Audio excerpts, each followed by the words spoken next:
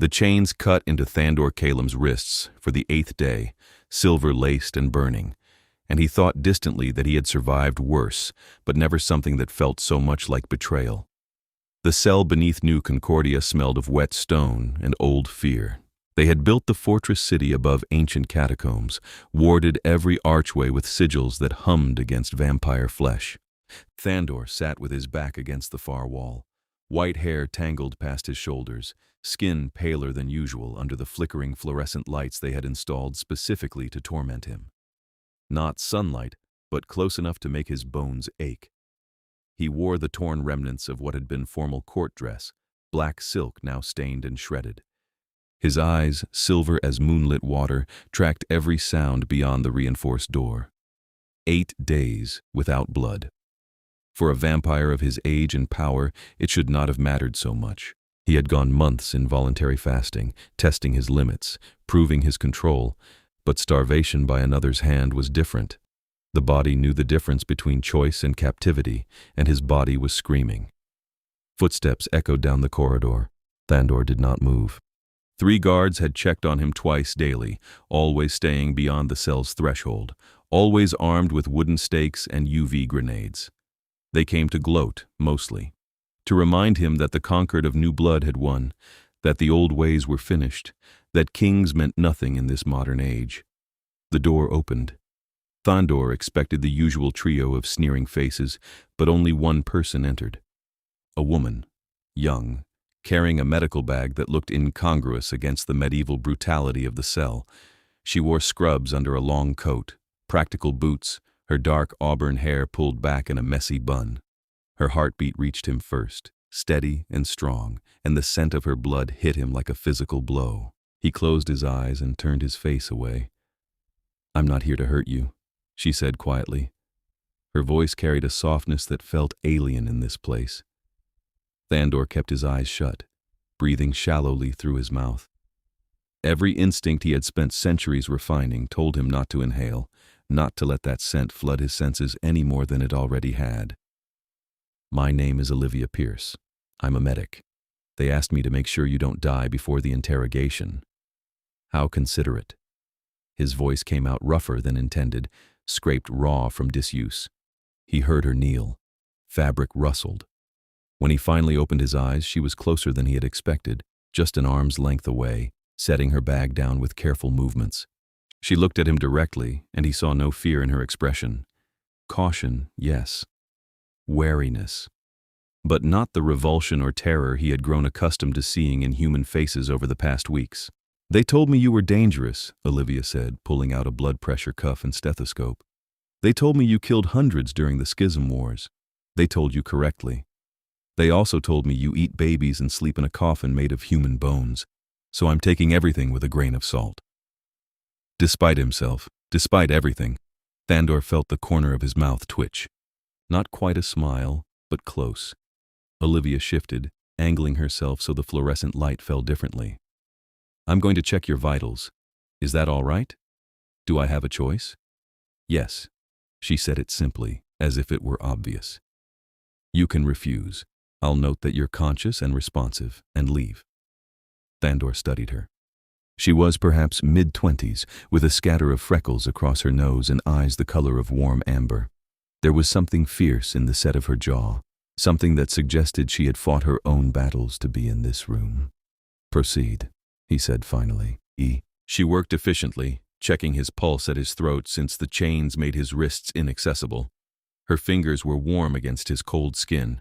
She frowned at whatever she found. "Your heart rate is dangerously slow."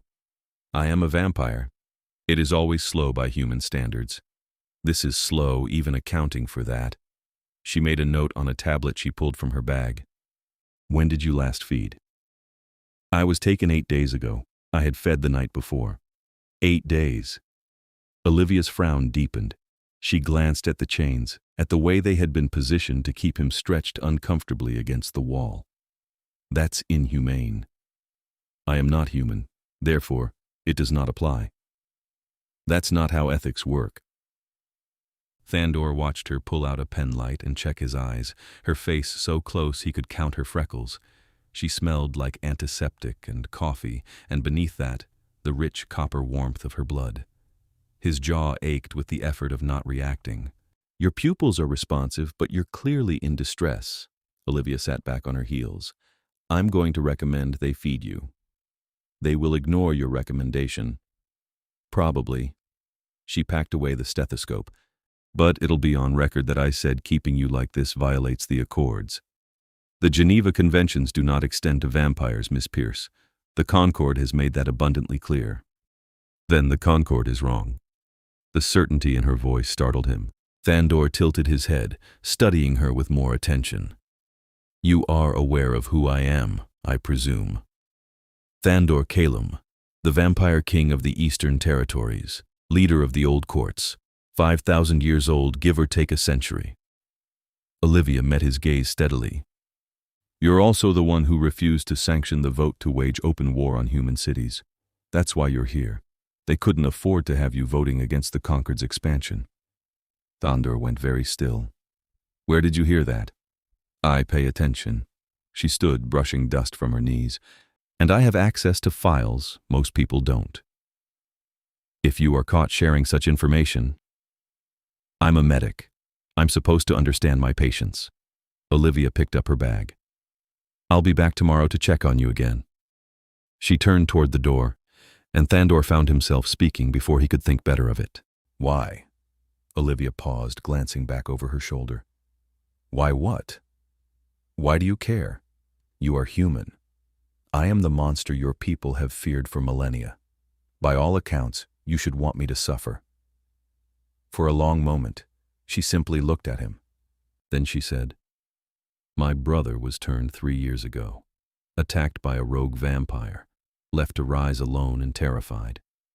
The human authorities wanted to stake him immediately. It was an old court vampire who found him first, who taught him control, who gave him a chance." Her hand tightened on the bag's strap. "That vampire told me that mercy was not weakness, even across species, especially across species. I've tried to live by that." Before Thandor could respond, she slipped out of the cell. The door clanged shut behind her, and the locks engaged with heavy finality. Thandor sat in the renewed silence, the scent of her blood still hanging in the air, and felt something he had not experienced in a very long time: hope. The next day came and went with the usual guard rotations, but no sign of Olivia. Thandor told himself it did not matter, that one human's kindness changed nothing about his situation. The Concord would drain him soon enough, steal his ancient blood to empower their own warriors, and dispose of what remained. It was what he would have done, strategically speaking, if their positions were reversed. By the third day, he had begun to wonder if she had been discovered and punished for her sympathy. The thought disturbed him more than it should have. On the fourth day, the door opened at an odd hour, well past midnight by his internal sense of time. Olivia slipped inside, moving quickly, and locked the door behind her with a key that gleamed in the dim light. "Sorry I couldn't come sooner," she said, already crossing to him. "They've been watching the medical staff more carefully. You should not be here." "Probably not." She knelt and opened her bag, pulling out packets that Thandor recognized after a moment as medical blood supplies. "But I couldn't let you starve." He stared at the packets. "Those are stolen. Borrowed from the hospital wing. They'll think it's inventory discrepancy." Olivia tore one open, holding it out. "Please, you need to feed." Thandor did not take it. "If you are caught, I'm more concerned about you dying." "I am not your brother, Miss Pierce. I am not some innocent turned against his will. I have lived 5,000 years, and yes, I have killed. Hundreds, as you said. Thousands, if I am being honest. I have waged war and ruled with an iron hand and done things that would make you flee this cell screaming." Olivia's hand did not waver. "Have you ever killed someone who didn't deserve it? Someone innocent?" The question landed like a blade between his ribs. Thandor looked away. "That is a complicated question." "No, it's not. Have you?" "No." The admission felt like weakness. "I have my codes, lines I do not cross." "Then take the blood." Olivia moved closer, setting the packet in his lap since his hands were still chained. "Please, you're barely conscious. I can see you shaking." He was shaking. Thandor had not realized it until she pointed it out, but his entire body trembled with the effort of maintaining control. 8 days had become 12. 12 days without sustenance, chained and burned by silver and light. "I do not want to owe you," he said quietly. "Then don't think of it as debt. Think of it as basic decency." Thandor looked at the blood packet, then at her. She had risked herself to bring him this. If the Concord discovered her theft, she would end up in a cell beside his. And yet she had come anyway, this strange human woman with her fierce amber eyes and her unshakable conviction that mercy mattered. Slowly, awkwardly, with his hands chained, he lifted the packet and drank. The blood was cold, sterile, nothing like feeding from a living source. But it was sustenance, and his body seized on it with desperate gratitude. He drained the first packet in seconds. Olivia opened another, then another. By the fourth, the worst of the trembling had stopped. "Thank you," Thandor said when he could speak clearly again. "That was foolish and dangerous, and I am grateful." Olivia smiled, and it transformed her whole face. "You're welcome." She stayed longer than she should have, checking his wounds where the silver had burned deepest, applying salve that did little but showed she cared enough to try. They talked in low voices, careful of the guards who might pass. She told him about her work at the hospital, about the growing tensions between human and vampire populations in New Concordia.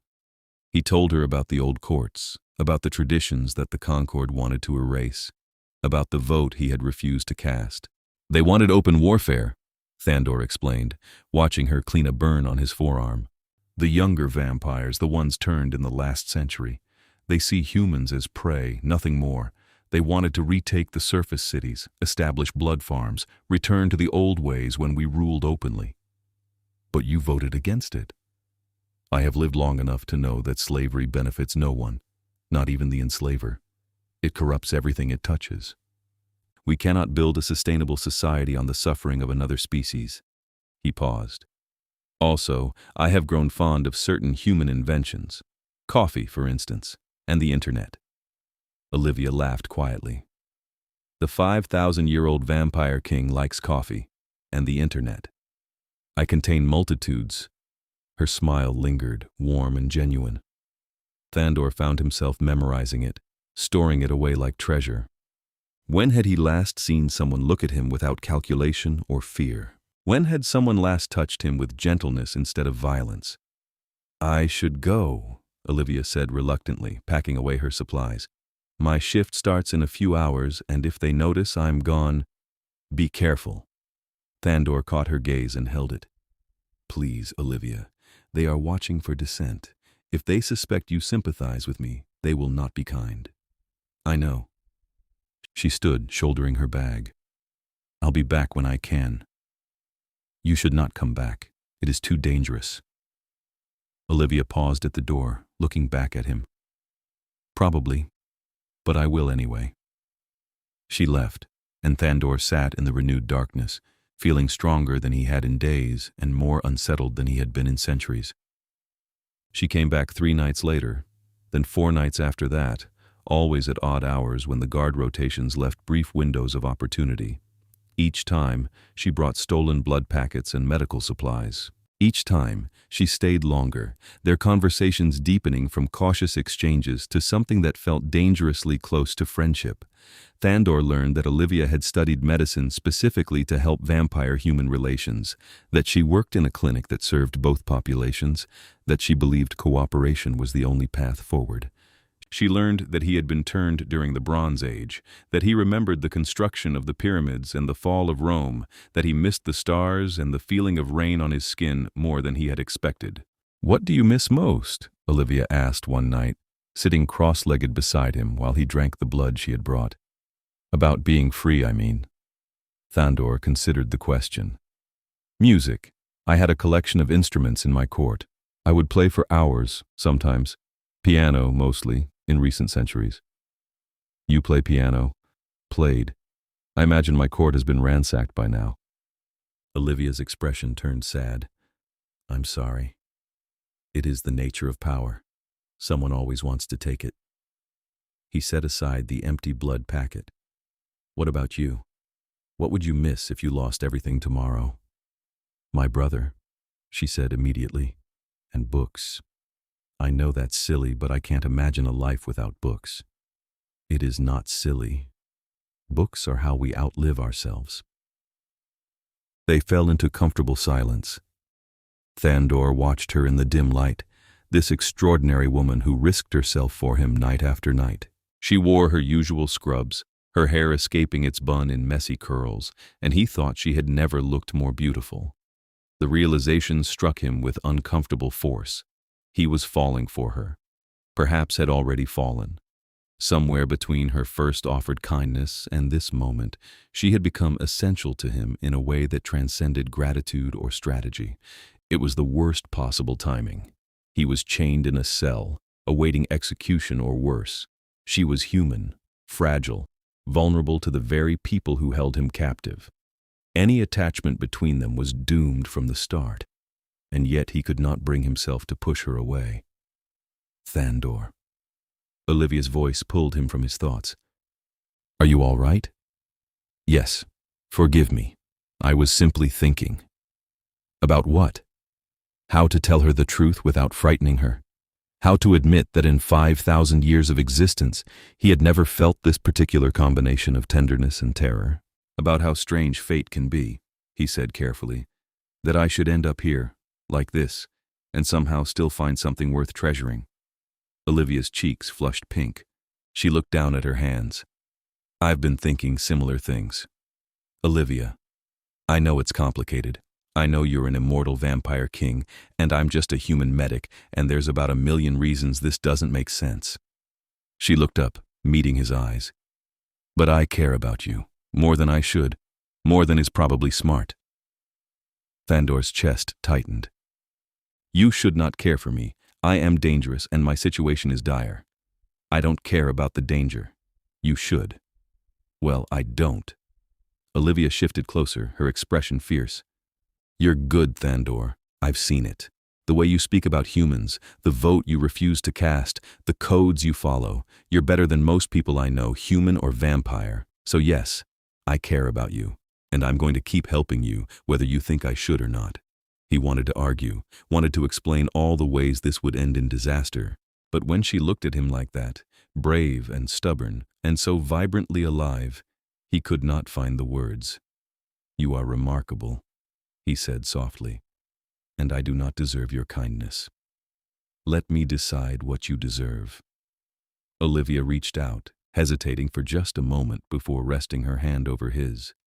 The touch was simple, innocent, but it sent warmth cascading through him. Thandor turned his hand palm up, twining his fingers with hers as much as the chains allowed. Thank you, he said, for seeing me, for being here, for everything. She squeezed his hand gently.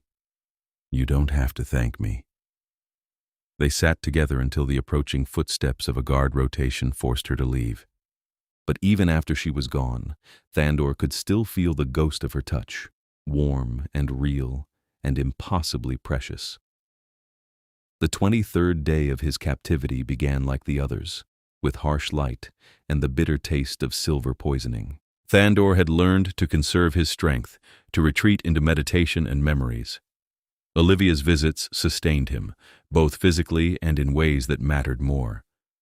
But today, something felt wrong. The guards came earlier than usual, 3 of them, armed and tense.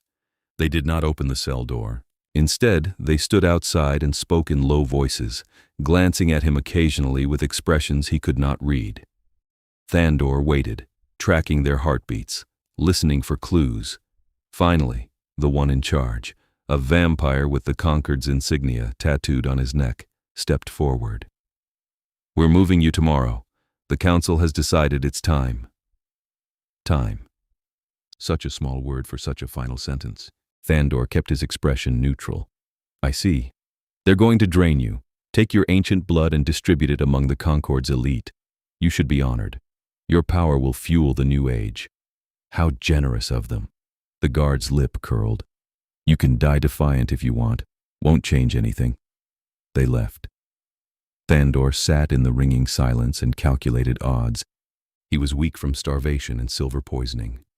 Even if he broke the chains, he could not escape the wards or the fortress above.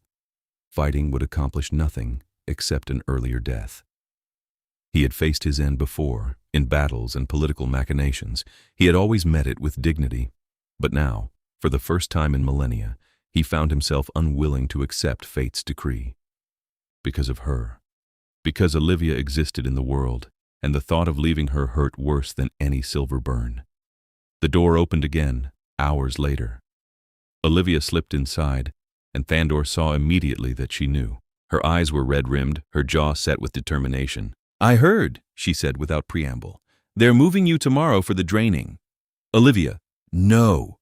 She crossed to him quickly, kneeling and pulling out her medical bag. "We're getting you out of here." "That is impossible."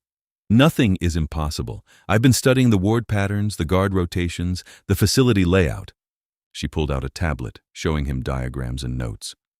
"There's a maintenance tunnel that runs beneath this level. It's warded, but only against direct vampire passage. If I can get you into a containment suit, the kind they use for transporting dangerous specimens, the wards might not detect you." Thandor stared at the tablet, then at her. "You have been planning this. Since the second week. I hoped we wouldn't need it, that they'd release you or transfer you somewhere less secure, but..." She trailed off. "I'm not letting them kill you. If you are caught helping me escape, they will execute you. Then we won't get caught." Olivia set the tablet aside and began examining his chains. "These are silver-laced. I can't break them, but I can pick the locks if I have the right tools. Which you do not have. Not yet. But I know where they're kept." She looked up at him, her amber eyes blazing with determination. "I'm getting you out, Thandor. Tonight, before they move you." Every logical argument arrayed itself in his mind. The risks were enormous. The chances of success were minimal.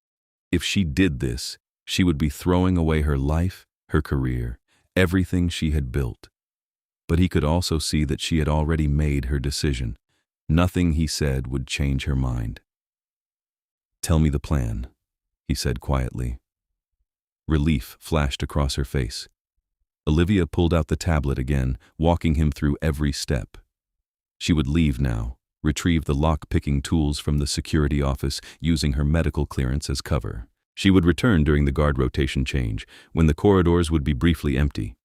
Once she freed him from the chains, she would help him into the containment suit, then guide him through the maintenance tunnels to an exit point beyond the fortress walls. "What about you?" Thandor asked. "Once I am gone, they will know you helped me. I'll say you compelled me, that you used vampire mind control." Olivia met his gaze. "I know you won't like me lying about that, but it's the safest story." "It will not work. You are too strong-willed. Anyone who knows you will see through it immediately. Do you have a better idea?" Thandor was quiet for a moment. Then he said, "You come with me." Olivia blinked. "What?" "You come with me. We escape together. You cannot stay here after this, Olivia. They will interrogate you, and even if they believe the compulsion story, they will never trust you again. Your life here is over the moment you free me." He held her gaze. "So come with me. I can protect you. I can give you a new life, away from all of this." "Thandor, I can't just..." "Why not? What ties you to this place? Your brother is settled with his own court. Your work serves people who will see you as a traitor. The conquered will hunt you regardless of where you go." He leaned forward as much as the chains allowed. "Come with me. Let me protect you for once, instead of the other way around." He watched emotions flicker across her face. Fear, uncertainty, hope. She was considering it. Actually considering abandoning everything she knew to flee with him into the unknown. "Where would we go?" she asked finally. "I have safe houses, allies in the old courts who did not side with the Concord. We would be hunted, yes, but we would be together, and we would be free." Olivia bit her lip. "This is insane. Completely. I barely know you. You know me better than anyone has in centuries." She laughed. a slightly hysterical sound. I must be out of my mind. Is that a yes? Olivia looked at him for a long moment. Then she reached out and cupped his face with one hand, her palm warm against his cold skin. Yes, God help me, yes. Thandor closed his eyes, leaning into her touch. Thank you. Don't thank me until we're actually out of here. But she was smiling, tremulous and brave. I need to go get those tools. The rotation change happens in 40 minutes. I'll be back before then. She kissed his forehead quickly, a feather-light touch that seared through him like sunlight. Then she was gone, moving fast and silent. Thandor tested the chains, feeling where they had weakened after weeks of strain. If Olivia could pick the locks, he might have enough strength left to manage the rest. It would be close. Everything would be impossibly, dangerously close. But for her, for them, he would try. 38 minutes later, the door opened again. Olivia slipped inside with a small toolkit and a large duffel bag. She moved with practiced efficiency, kneeling beside him and immediately beginning to work on the first chain's lock. I ran into Merrick in the hallway, she said quietly, naming one of the senior guards. Told him I needed to do a final medical check before the transfer. He believed it. You are a good liar. I'm a terrible liar. I just look trustworthy. The first lock clicked open. Olivia moved to the second chain. How are you feeling? Strong enough to move? I will manage. That's not an answer. Thandor flexed his freed hand, feeling blood return to numb fingers. I am weak, but motivated. The second lock opened. Olivia worked on the third and fourth, the ones binding his ankles. Each release brought relief and a wave of disorientation. Thandor had been chained in the same position for so long that his body had begun to forget other configurations. When the last chain fell away, he tried to stand and immediately staggered. Olivia caught him, her human strength surprising, steadying him against her. Easy, she murmured. Take a moment. Thandor leaned on her, breathing through the dizziness. This close, her scent overwhelmed him, her heartbeat a drum in his ears.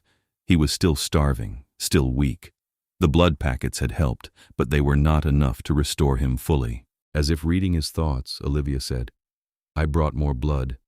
In the duffel. Drink while I get the suit ready. She guided him to sit, then pulled out the containment suit. It was thick, reinforced material designed to suppress vampire abilities and shield against wards. Normally used for prisoner transport, but Olivia had modified it somehow, weakening the suppression fields while maintaining the ward shielding. Thandor drank the blood packets she offered, feeling strength slowly return. Not enough, not nearly enough, but better. Okay, Olivia said, holding up the suit. This is going to be uncomfortable, but it should get you past the wards. Once we're in the maintenance tunnels, you can take it off. Getting him into the suit proved challenging. Thandor's limbs felt distant and uncooperative, and the suit itself was designed to restrict movement. But Olivia managed it with patient determination, sealing him inside what felt like a coffin made of fabric and wire. Can you breathe all right? She asked, her face close to his. Yes. Can you walk? He took a step, then another. Everything felt wrong, his balance off, his strength sapped by the suit's residual suppression. But he could move. Yes. Olivia shouldered the now empty duffel and took his arm. The maintenance access is 3 corridors down. We need to move fast but quiet. Stay close to me. They left the cell together, Olivia guiding him through hallways that blurred in his compromised vision. Every sound seemed impossibly loud. Every shadow might hide a guard. But Olivia moved with confidence, navigating the facility with practiced ease. They were halfway to the maintenance access when voices echoed from ahead. Olivia pulled him into a side passage, pressing them both against the wall. Thandor tried to still his breathing, to make himself as small as possible despite the bulk of the containment suit. Through the narrow visor, he watched 2 guards pass, their conversation casual and unhurried. When they were gone, Olivia exhaled shakily. That was close. You are doing wonderfully. I'm terrified. You hide it well. She flashed him a quick smile. Come on, almost there.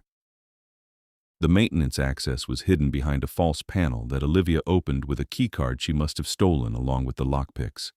Beyond was a narrow tunnel, barely wide enough for Thandor in his suit. Olivia went first, using a small flashlight to illuminate the way. They traveled in tense silence for what felt like hours, but was probably only 20 minutes. The tunnel sloped downward, then up again, twisting through the fortress's foundations. Twice they had to squeeze through gaps that scraped against Thandor's suit. Once they heard voices from above, muffled through layers of stone and metal. Finally, Olivia stopped at a junction where the tunnel split 3 ways. She consulted her tablet, frowning. "Which way?" Thandor asked, his voice muffled by the suit. "According to the schematics, left should take us to an exit in the old city district, but there's a notation here about structural damage. It might be collapsed." "And the other options?" "Right leads to the main sewage system. We'd have to wade through literal waste, but it definitely exits beyond the fortress walls." Olivia made a face. "Straight ahead is marked as condemned. No information about where it goes." Footsteps echoed from behind them, distant but approaching. "They have discovered my escape," Thandor said. "We need to choose now." Olivia looked between the 3 tunnels, then at him. "Right. The sewage. It's certain, and we can clean up later." She helped him navigate the narrow right-hand passage, and within minutes, Thandor understood her reluctance. The smell was overwhelming even through the suit's filters. The passage opened into a larger pipe where dark water flowed sluggishly. "I'm so sorry," Olivia said, genuine distress in her voice. "I have survived worse." "When?" "The siege of Constantinople involved quite a lot of sewers, actually." "Despite everything," Olivia laughed. "You're impossible." They waded through the muck, Olivia leading the way with her flashlight held high. The water came up to Thandor's waist, viscous and foul. Behind them, the sounds of pursuit grew louder. Shouts echoed through the tunnel system. They had been discovered. "Faster!" Olivia urged, though they were already moving as quickly as the suit and the water allowed. The passage narrowed again, then opened into a junction with a ladder leading upward. Olivia climbed first, pushing aside a heavy grate at the top. Moonlight spilled down, beautiful and shocking. "Come on," she called down. "We're clear." Thandor climbed awkwardly, the suit making every movement a struggle. But when he emerged into the night air, when he felt the breeze on his face through the visor, relief swept through him so powerfully he nearly staggered. Olivia was already working on the suit's fastenings. "We need to ditch this and run. They'll be tracking the suit's signature." She freed him from the containment suit, and Thandor breathed deeply, filling his lungs with night air untainted by silver and fear. They were in an alley in the old district, ancient buildings looming on either side. In the distance, he heard sirens. The search would spread through the city soon. "Where now?" Olivia asked, already moving. "This way." Thandor took her hand, leading her deeper into the old city. His strength was returning with every breath of free air, his senses sharpening. He knew these streets, had walked them centuries ago when they were new. "I have a safe house 3 blocks from here. We can rest. Plan our next move." They ran through the shadows, Thandor's vampire speed limited by Olivia's human pace. He could hear pursuit behind them, closer now. The Conquered had mobilized quickly. The safe house was exactly where he remembered it, a narrow building squeezed between 2 larger structures.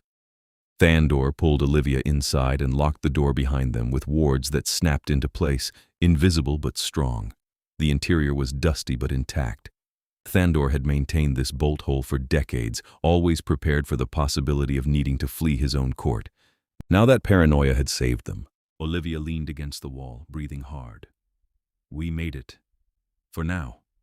Thandor moved to the window, watching the street. "They will search the old district thoroughly. We cannot stay here long." "How long do we have?" "An hour, perhaps 2. He turned to look at her, this extraordinary woman who had thrown away everything to free him. "Olivia, She crossed to him and kissed him. It was not tentative or uncertain.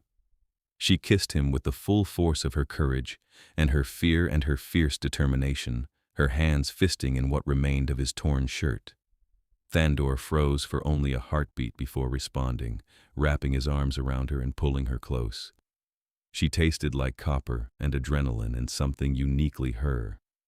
Her warmth flooded through him, chasing away the last lingering chill of captivity. He kissed her deeply, pouring weeks of restrained longing into the contact. When they finally broke apart, both breathless, Olivia rested her forehead against his chest. "I've wanted to do that for days." "As have I." Thandor cupped her face gently, tilting it up so he could meet her eyes. "You saved my life tonight, at tremendous cost to yourself.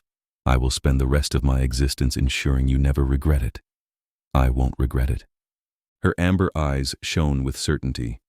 "I chose this. I chose you." He kissed her again, softer this time, reverent. She melted against him, and Thandor thought that in 5,000 years he had never felt anything as perfect as this moment. But moments, however perfect, could not last forever. Thandor reluctantly pulled back. "We need to keep moving. I have contacts in the Northern Territories, old allies who will shelter us, but getting there will be dangerous." "I trust you." Olivia stepped back, pushing her hair out of her face. "What do we need?" They spent the next hour preparing. Thandor found the emergency supplies he had stashed years ago: money, forged documents, weapons. Olivia used his secure computer to send a carefully worded message to her brother, letting him know she was safe but could not contact him again for a while. "He'll understand," she said, though her voice wavered. "He knows what it's like to lose everything and start over." Thandor rested a hand on her shoulder. "You have not lost everything. You have me." She covered his hand with hers. "I know, and that's more than enough." They left the safe house as midnight approached, slipping into the city's underground. Thandor knew the old ways, the paths beneath the streets that predated modern construction. They traveled through ancient tunnels and forgotten chambers, avoiding the Concorde's net. By dawn, they had reached the city limits. Thandor found them shelter in an abandoned warehouse, securing it with what wards he had strength for. He needed to feed properly, needed to restore his power, but he would not ask that of Olivia, would not even suggest it. She saw him hesitate anyway. "You need to feed. I will manage. Thandor, you can barely stand. The blood packets helped, but they're not enough." Olivia sat beside him in the warehouse's shadowy corner. "You need fresh blood, from a living source. I will not take from you. What if I'm offering?" Thandor looked at her sharply. "Olivia, I know what I'm saying." She met his gaze steadily. "You need strength to keep us safe, to get us to your allies, and I trust you not to take too much." "The risk is mine to take." Olivia began rolling up her sleeve. "Please, let me help you." Thandor stared at her bare wrist, at the delicate blue veins beneath pale skin. His fangs ached. His throat burned. Every instinct screamed at him to feed, to take what she offered. But he remembered how this had started. Remembered the cell, the chains, the moment she had first offered him kindness. "I froze then," he said quietly. "When you first came to me, I froze. Not because I wanted to feed, because I could not comprehend why you would show me mercy. And now? Now I understand. You offer mercy because it is who you are." Thandor took her hand gently, lowering her sleeve back into place. "But I will not take from you like this. Not when you are exhausted and frightened and vulnerable. It would violate everything I believe about consent and care." Olivia's eyes welled with tears. "You're starving." "I have been starving for weeks. I can endure a while longer." He kissed her knuckles softly. "There is a vampire settlement 2 days' travel from here. Old Court, loyal to me. They will have supplies, proper blood stores. I can last until then. 2 days is a long time. I have you to sustain me. That is more powerful than any blood." She laughed wetly, wiping at her eyes. "That's the corniest thing you've ever said." I am 5,000 years old. I am allowed occasional corniness. Olivia leaned against him, and Thandor wrapped an arm around her shoulders. They sat together as dawn light began filtering through the warehouse's broken windows, planning their next move. The journey north took 3 days, not 2. The Concord had mobilized its full resources, flooding the territories with search parties. Thandor and Olivia moved carefully, traveling at night, sheltering in abandoned buildings during the day. Thandor grew weaker each day. He hid it as best he could, but Olivia noticed. She always noticed. "We need to find you blood," she said on the 3rd night, watching him struggle to maintain their pace. "We are close. The settlement is perhaps 6 hours ahead." "You might not make it 6 hours." "I will make it." But even as he said it, Thandor felt his strength flagging. His vision grayed at the edges. His body had pushed past its limits days ago. Now it was running on pure will. They were crossing a stretch of forest when he stumbled. Olivia caught him, steadying him against a tree. "That's it," she said firmly. "You're feeding now." "Olivia." She was already rolling up her sleeve again, baring her wrist in the moonlight. "I know you don't want to. I know you have all these noble reasons why you shouldn't. But Thandor, I need you alive. I need you strong. So please, just this once, take what I'm offering." Thandor looked at her wrist, then at her face. She gazed back at him with complete trust, no fear in her expression. "Are you certain?" he asked hoarsely. "Yes. If I take too much." "You won't. I trust you." Those 3 words broke through his last resistance. Thandor took her wrist gently, cradling it in both hands. He met her eyes one more time, making sure. She nodded. He bit carefully, as gently as he could, and her blood flooded his mouth. It was nothing like the sterile packets. This was life itself, warm and rich and vital. Thandor tasted her in every drop, her kindness, her courage, her fierce determination. He tasted the fear she had hidden so well, the exhaustion she had pushed through, the love she had not yet spoken aloud. He took only what he needed, holding himself rigidly in check. When he sealed the wound with a touch of his tongue, the punctures already healing, Olivia swayed slightly. Thandor caught her immediately, lowering them both to the ground. "Are you all right?" "Lightheaded, but okay." She leaned against him. "Did it help?" Strength was already coursing through him, color returning to his vision, power flooding back into his limbs. "Yes, thank you. Truly." "You're welcome." Olivia closed her eyes, her heartbeat steady against his chest. "Can we rest here for a minute?" "As long as you need." They sat together in the forest silence, Thandor holding her close and feeling more grateful than he had words to express. She had saved him again. This strange, brave, impossible woman had saved him in every way that mattered. "Olivia," he said softly. "I love you." She went still. Then she lifted her head, looking at him with wide amber eyes. "Really?" "Really. I have loved you since the moment you offered me kindness in that cell. I love your courage and your compassion and your absolute refusal to accept injustice. I love the way you see the world, the way you see me. I love you completely and without reservation."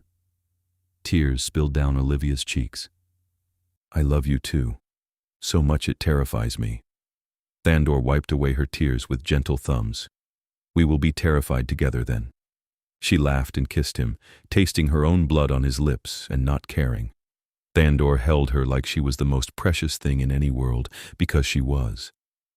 When they finally continued their journey, Thandor moved with renewed strength, and Olivia walked beside him with a smile that outshone the moon. The vampire settlement appeared at the edge of dawn, a cluster of buildings hidden in a valley between hills.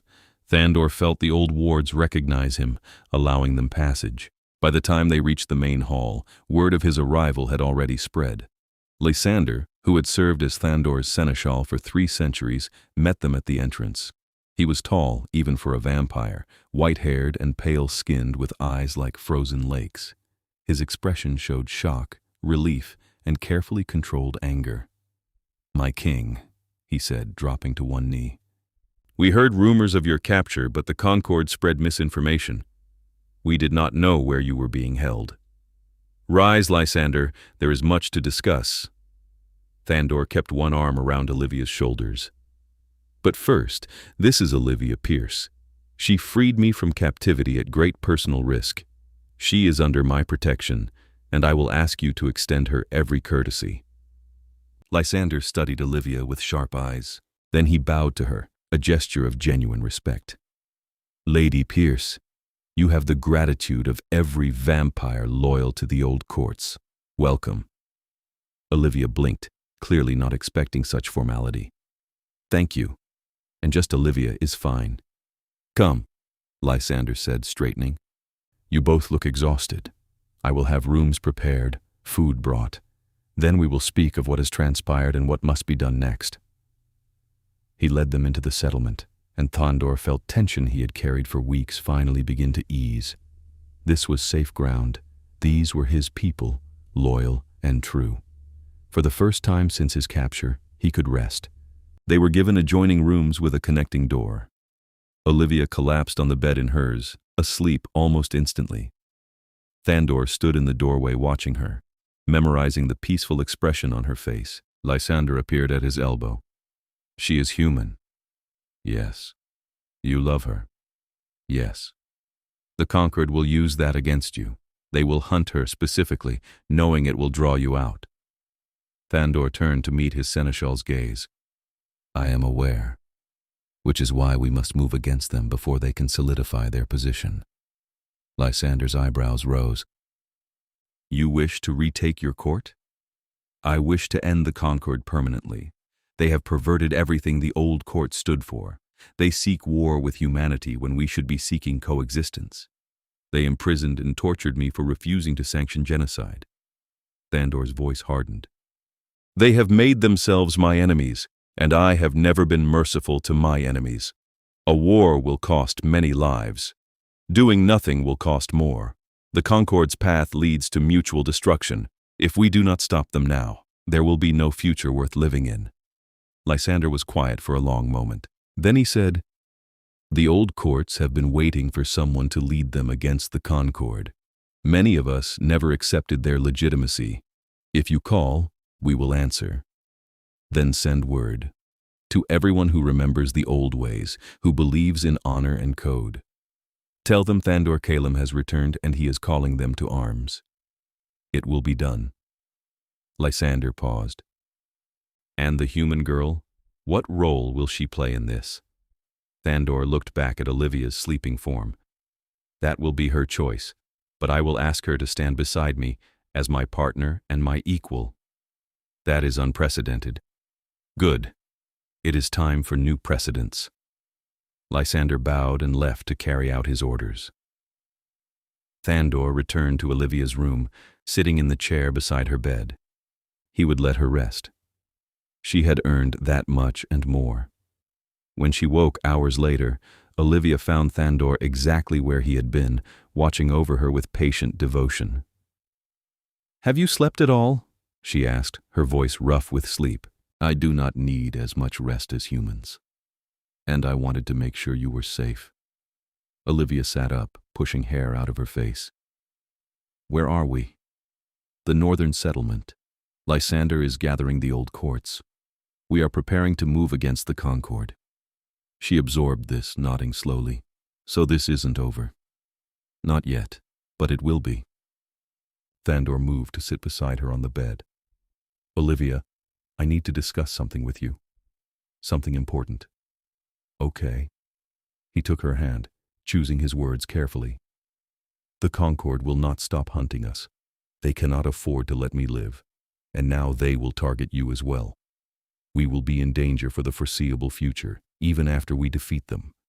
There will always be those who seek to harm a vampire king and his human companion. Olivia's fingers tightened on his. I knew that when I freed you. I know, but I want to offer you another option. A way to ensure your safety, to give you the strength to defend yourself. He met her eyes. I can turn you, make you vampire. You would be immortal, powerful, able to stand beside me as an equal in every way. Olivia went very still. Turn me. Yes, it is a choice that can never be unmade. You would gain immortality, strength, speed. You would need to drink blood to survive. You would lose the daylight, the ability to have children, many things humans take for granted. Thandor cupped her face gently. But you would also be free from fear, free from vulnerability, and we would have eternity together. You want me to become a vampire. I want you to have the choice. If you prefer to remain human, I will protect you with every resource I possess. But if you want this, if you want to truly stand beside me as my partner in all things, I offer you my blood and my turning. Olivia pulled back, standing and pacing to the window. Thandor watched her process, giving her space to think. My brother is a vampire, she said finally. I've seen what it means. The struggle, the hunger, the way sunlight becomes an enemy. It's not an easy existence. No, it is not. But it's also not the horror story humans make it out to be. He's happy. He's found community, purpose. He's himself, just changed. Olivia turned to look at Thandor. Would I still be myself? Yes, turning enhances who you are. It does not erase it. You would still be Olivia Pierce, fierce and compassionate and brave, just infinitely harder to kill. She laughed softly. That does have appeal. You do not have to decide now. Take time, consider carefully. I don't need time. Olivia crossed back to him, taking both his hands in hers. I've already decided. I want this. I want to be with you, fully and completely. I want to stand beside you without fear, without the knowledge that I'll age and die while you remain. I want forever with you, Thandor. His heart, which had been still and quiet for so long, felt like it might burst. Are you certain? I've never been more certain of anything. Thandor stood, pulling her into his arms. Then I will give you everything I have, my blood, my protection, my eternal devotion. I will turn you tonight, and you will rise as my equal and my love. Will it hurt? Yes, I will not lie to you. The turning is painful, but I will be with you through every moment. Olivia nodded, determination settling over her features. Okay, I'm ready. Not yet. Thandor kissed her forehead. First, you need to eat, drink, build your strength. The turning works best when the body is prepared. Tonight, after sunset, we will perform the ritual. They spent the day together, talking about what the turning would mean, what changes Olivia could expect. Lysander provided books and resources, old texts that explained the process in detail. Olivia read everything with the same fierce focus she brought to all her studies, asking questions and taking notes. As night fell, Thandor led her to a private chamber deep in the settlement. Lysander had prepared it according to the old rites, with candles and ancient symbols carved into the floor. A small group of elder vampires stood witness, honoring the significance of the moment. You can still change your mind, Thandor said quietly as they stood together in the chamber's center. I'm not changing my mind. Olivia looked around at the assembled vampires, then back at him. Let's do this. The ritual was simple in its execution, profound in its meaning. Thandor bit his own wrist, offering his blood. Olivia drank deeply, grimacing at the taste but not stopping. When she had taken enough, he guided her to lie down on the prepared pallet. The transformation will begin soon, he said, smoothing hair back from her face. Your body will die and be reborn. It will hurt, and you may feel like you are drowning, but I promise you, I will be here. I will not leave your side. Olivia nodded, her eyes already beginning to glaze as the vampire blood took effect. I love you. I love you, more than words can express. He held her hand as the transformation began. Her body convulsed, muscles seizing as her heart slowed, then stopped. She cried out in pain, and Thandor murmured reassurances, pressing kisses to her forehead, never letting go. The other vampires maintained the ritual wards, channeling power to ease the transition. But there was only so much they could do. The turning was a trial every vampire had to endure alone. Olivia's breathing stopped. Her skin paled, taking on the characteristic white sheen of their kind.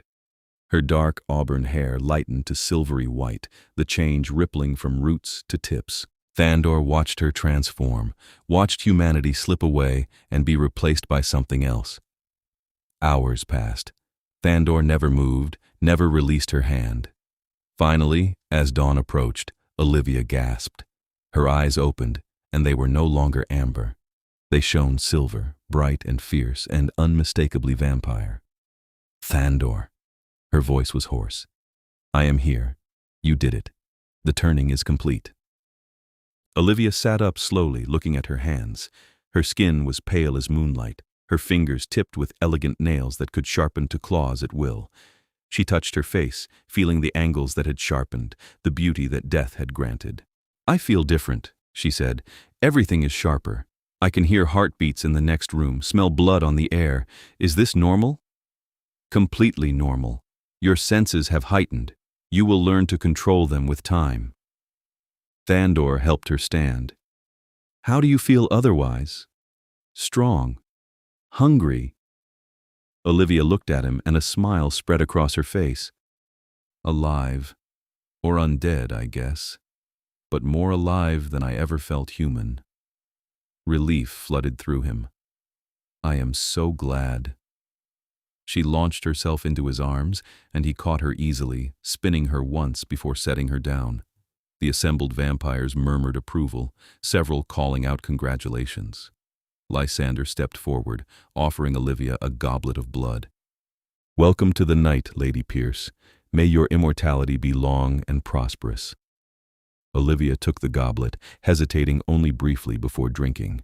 Her expression shifted from uncertainty to wonder. It tastes different than I expected. Richer. Your vampire senses enhance everything, Thandor explained. Food, drink, sensation. You will discover many changes in the coming days. They left the ritual chamber together, Olivia marveling at her new strength and speed. She moved with unconscious grace, her body adapting to its new capabilities with remarkable ease.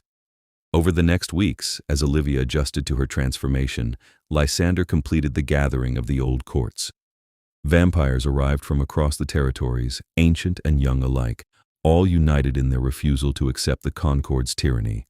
Thandor addressed them in the settlement's great hall, Olivia standing at his side in formal court dress that had been tailored for her. She looked every inch a vampire lady now, regal and proud, her white hair swept up in an elegant style. The Concord sought to imprison me, Thandor told the assembled vampires. They sought to steal my blood and silence my voice. They did this because I refused to sanction their war on humanity, because I believe we can coexist with humans, that we must coexist if either race is to survive. He gestured to Olivia. This is Olivia Pierce, who was human when she freed me from captivity. She risked everything to offer me mercy when the conquered showed none. She proved that humans and vampires can stand together, can love across the divide. She is now my partner in all things, and she will stand beside me as we retake our courts and end the conquered's reign. The vampires cheered, accepting Olivia with an enthusiasm that clearly surprised her. But Thandor had chosen his allies well. These were vampires who remembered the old codes, who valued honor and justice over fear and domination. The war that followed was brief but brutal. Thandor led his forces with strategic precision, targeting the Concord's key strongholds. He did not seek slaughter, only capitulation. Every Concord vampire was given the choice: renounce their allegiance and accept the old court's return, or face permanent exile. Most chose to renounce. Those who did not were bound by ancient wards and removed to isolated territories where they could harm no one. The final battle took place in New Concordia itself, at the fortress where Thandor had been imprisoned. He and Olivia led the assault, breaking through the wards with combined strength and ancient knowledge. The Concord's leaders fell within hours, their power broken by the united old courts. Thandor stood in the very cell where he had been chained and declared the Concord dissolved, its laws nullified, its vision of vampire supremacy ended forever. In its place, he established a new council, one that included both vampire and human representatives. Olivia became the first human-turned-vampire to hold a council seat, her medical expertise and diplomatic skills making her invaluable. They spent the following months rebuilding, establishing new accords between species, dismantling the infrastructure of fear and oppression the conquered had created. It was exhausting work, but Thandor and Olivia tackled it together, supported by allies old and new.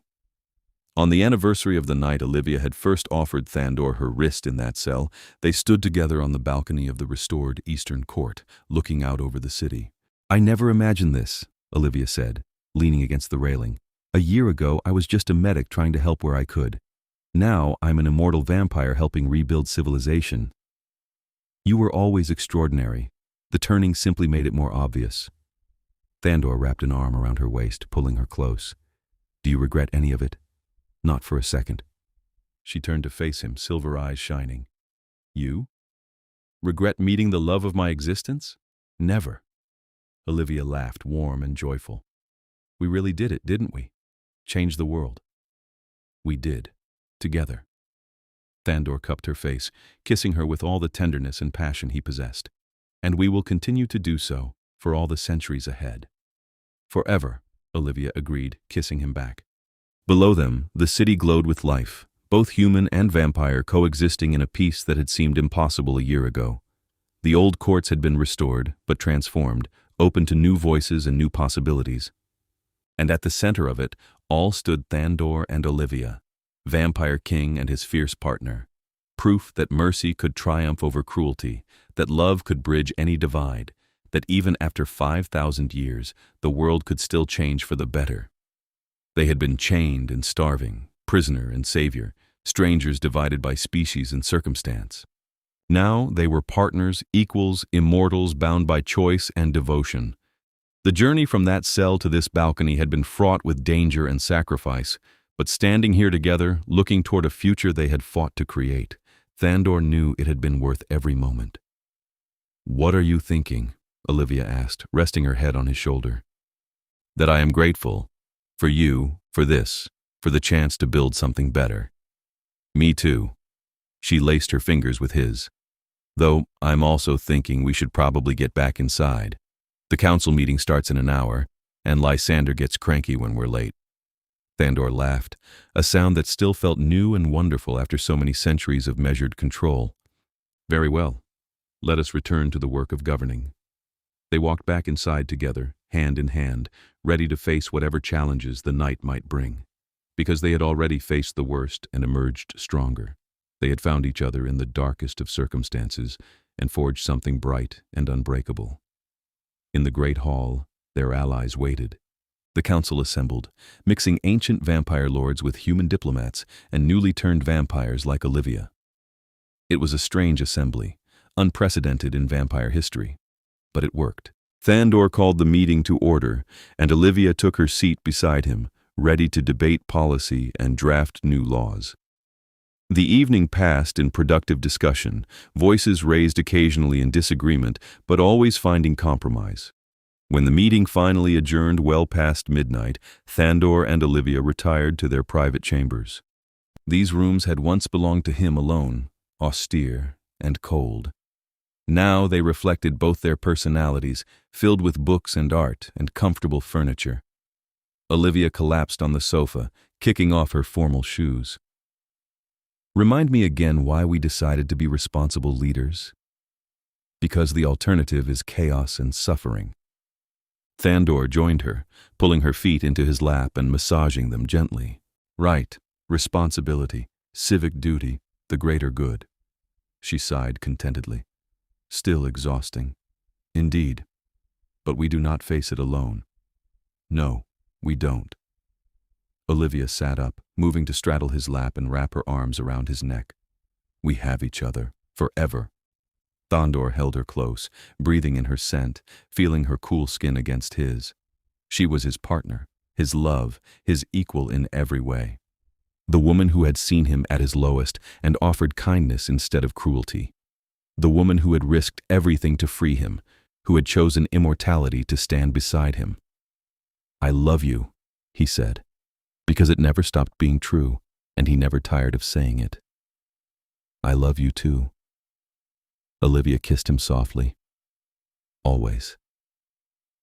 They spent the rest of the night together, in the peaceful dark of their chambers, wrapped in each other, and the knowledge that they had fought for this happiness and won. The road ahead would bring new challenges, new struggles. The work of building a better world was never finished, but they would face it together, Vampire King and his fierce partner, bound by love and choice and the unshakable belief that mercy mattered, that kindness was strength, that even the oldest and most powerful could learn and grow and change. In a cell beneath New Concordia, Thandor had been chained and starving, waiting to die. Then Olivia Pierce had walked in and offered him her wrist, her kindness, her hope. She had seen him not as a monster or a king, but as a person deserving of dignity. That simple act of mercy had changed everything, had changed them both, had changed the world. Now they stood at the center of a new era, leaders of a society that valued cooperation over domination, that sought peace over perpetual war. It was imperfect and fragile and required constant tending, but it was theirs. As dawn approached, Thandor and Olivia retreated to the protected darkness of their sleeping chamber. They lay together in the large bed, bodies entwined, comfortable in the silence. "Thank you," Olivia murmured, already half asleep despite her vampire vitality. "For what?" "For being worth saving, for seeing me as more than a human medic, for giving me forever." Thandor pressed a kiss to her temple. "Thank you for saving me. In every way, a person can be saved." She smiled against his chest, her breathing evening out as sleep claimed her. Thandor held her, watching over her even in rest, protecting her from nightmares that might linger. Outside their sanctuary, the world continued its complicated dance of progress and setback. The councils would meet again tomorrow. There would be disputes to mediate, laws to draft, alliances to maintain. The work was endless. But in this moment, in this quiet dark, Thandor allowed himself to simply exist, to hold the woman he loved and feel grateful for the strange and winding path that had brought them together. He had frozen when she first offered him her wrist, frozen not from hunger, but from the shock of kindness. Now, centuries of future stretching ahead, he moved forward with purpose and hope. Together, they had transformed mercy into revolution, love into legislation, personal connection into political change, and they would continue to do so, night after night, century after century, building something better from the ruins of old hatred and fear. Thandor closed his eyes, holding Olivia close, and let himself rest. Tomorrow would bring new challenges, but tonight they had everything they needed. They had each other, and they had forever, and that was more than enough.